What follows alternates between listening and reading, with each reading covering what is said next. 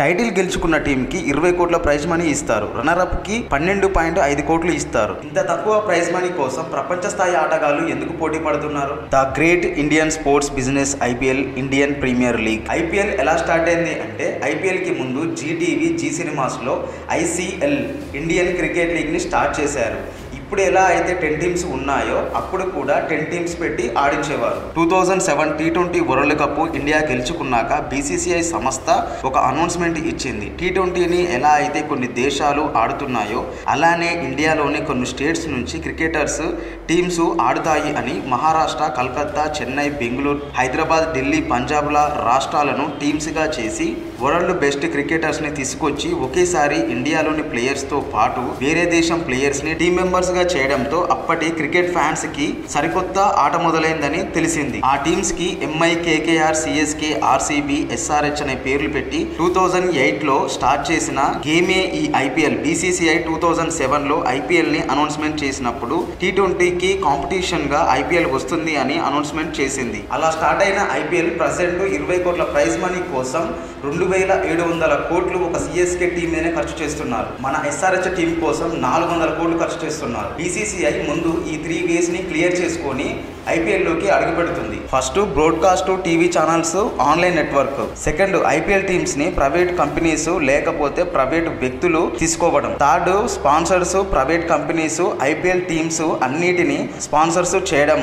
First step లో sponsors 2 రకాలుగా IPL ని స్పాన్సర్ చేస్తారు. నెంబర్ 1 వచ్చేసి ఐపీఎల్ టైటిల్ అంటే DLF IPL, Pepsi IPL, Vivo IPL, Tata IPL title తో ఆ కంపెనీ పేర్లు ఉండడం ద్వారా 45 డేస్ ఐపీఎల్ ట్యాగ్ కి ముందు టాటా అనే పేరు ఉంటుంది. అలా ఆ కంపెనీ టైటిల్ ద్వారా బ్రాండ్ వాల్యూ పెంచుకుంటారు. 2008 title sponsor DLF pharma limited కంపెనీకి 10 కోట్లకి ఐపీఎల్ టైటిల్ స్పాన్సర్స్ ని సొంతం చేసుకుంది. 4 సంవత్సరాలకి సొంతం చేసుకుంది. 2013 to 15 స్పాన్సర్ గా వరల్డ్ ఫేమస్ కూల్ డ్రింక్ అయిన పెప్సీ ఐపీఎల్ టైటిల్ ని ఒకేసారి 79 కోట్లకు కొనుగోలు చేసి Vivo 2016 to 2020 title sponsors Vivo 439 కోట్లకు టైటిల్ సొంతం చేసుకుంది. కానీ అప్పుడు బాయ్కట్ చైనా వల్ల China companies investments deals cancel చేసింది ఇండియన్ గవర్నమెంట్. ఆ తర్వాత డ్రీమ్ 11 2020 1 ఇయర్ టైటిల్ స్పాన్సర్ కోసం 222 కోట్లు సొంతం చేసుకుంది. 2022 2024 టాటా గ్రూప్ ఐపీఎల్ స్పాన్సర్షిప్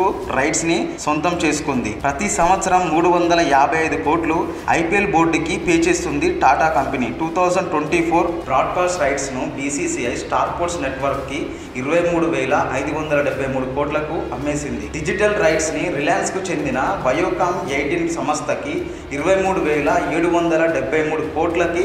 అయితే బీసీసీఐకి ఐపీఎల్ లో వచ్చే ప్రాఫిట్ ఎక్కువగా 70% మీడియా హక్కుల ద్వారా వస్తుంది. బీసీసీఐకి ప్రతి సంవత్సరం 9,670 కోట్ల ఆదాయం వస్తుంది. ఇందులో 50% బీసీసీఐకి వెళ్తుంది, 45% ఫ్రాంచైజీలకు వెళ్తుంది, 5% ప్రైజ్ మనీ కింద డివైడ్ చేస్తారు. ఒక్కో ఫ్రాంచైజీకి 459 కోట్ల ఆదాయం మీడియా రైట్స్ నుంచి వస్తుంది. జెర్సీ క్యాప్ల మీద ప్రైవేట్ కంపెనీస్ టీ-షర్ట్స్ మీద వాళ్ళ కంపెనీ లోగోస్ ని ప్రమోట్ చేసుకుంటాయి. టీ-షర్ట్స్ ముందు వేసుకుంటే ఒక రేటు, వెనక వేసుకుంటే ఒక రేటు, సైడ్ హ్యాండ్స్ మీద వేసుకుంటే ఒక రేటు. హైయెస్ట్ గా క్యాప్ మీద కంపెనీ లోగో వేసుకుంటే స్టేడియంలో చూసేవారు లేదా టీవీలో చూస్తున్న వారు క్యాప్ ని గమనిస్తారు, ఆ లోగోను చూస్తారు. అలా ఒక్కో సైడ్ కి ఒక్కో రేటు ఉంటుంది. నెక్స్ట్ సిఎట్ టైమ్అప్. ఈ సిఎట్ టైమ్అప్ 2 minutes వస్తుంది. దీన్ని సిఎట్ కంపెనీ 250 కోట్లకు సొంతం చేసుకుంది. ఈ 2 minutes డైరెక్ట్ స్టేడియంలోనే యాడ్స్ వేసుకోవచ్చు. దీని ద్వారా సిఎట్ కంపెనీకి కూడా చాలా లాభాలు వస్తుంటాయి. ఇన్ని వేల కోట్ల బిజినెస్ లో గవర్నమెంట్ కి కేవలం 200 కోట్లు మాత్రమే ట్యాక్స్ వస్తుంది.